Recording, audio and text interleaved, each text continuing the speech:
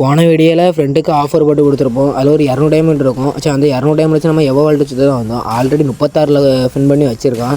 சரி, அப்போ நம்மளுக்கு ஒரு 90 டைமண்டில் விழுந்தா லக்கு தானேட்டு நம்மள ஒரு 90 டைமண்டில் இப்போ ஃபஸ்ட்டு ஃபின் 90 டைமண்ட் கொடுத்துருப்போம்.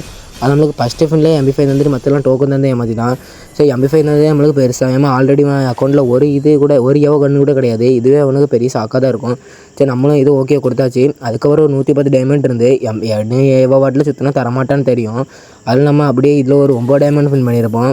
இதில் நம்மளுக்கு எது தந்தாலுமே நல்லது தான். ஆனால் நம்ம இந்த 2த்தில் எது ஒன்று கிடைக்கும்னு நினச்சேன். அந்த ஆசை நம்மளுக்கு இந்த டோக்கு தான் ஏமாற்றிருப்பான். சரி, இதுவும் ஒரு வகத்தில் நல்லதுன்ட்டு நம்மளும் விட்டுட்டோம். அடுத்து இதில் ஒரு 90 டைமண்ட் போட்டிருப்போம். இந்த வால் தான் நல்லாயிருக்கும். வால் ஸ்கின் நல்லா இருக்குன்னு நம்ம கொடுத்துருப்போம். அது இல்லாமல் 1 2 தான் ஏமாற்றிருப்பான். சரி, இந்த டோக்கன் வச்சு அதை வச்சுக்கலான்னு நம்மளும் விட்டுட்டோம். அதுக்கப்புறம் ஒரு 11 டோக்கன் இருந்து சரி, அப்போ 9 டைமண்டுக்கு இதில் ஒரு ஃபின்னாக போடணும்னு நம்ம இதில் ஒரு ஃபின் போட்டிருப்போம்.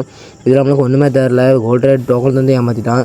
சரி, இருக்கட்டு நம்ம MP5 எடுத்தோம்னா MP5 2வது போடக்கு எத்தனை டோக்கன் வச்சுருக்கான் நம்மளும் போய் பார்க்க போயிருப்போம். பயப்பட சொல்லக்கூடாது. 56 டோக்கன் வச்சுருக்கான். சரி, நம்ம போய் MP5 2வது போடக்கு வந்துட்டோம்.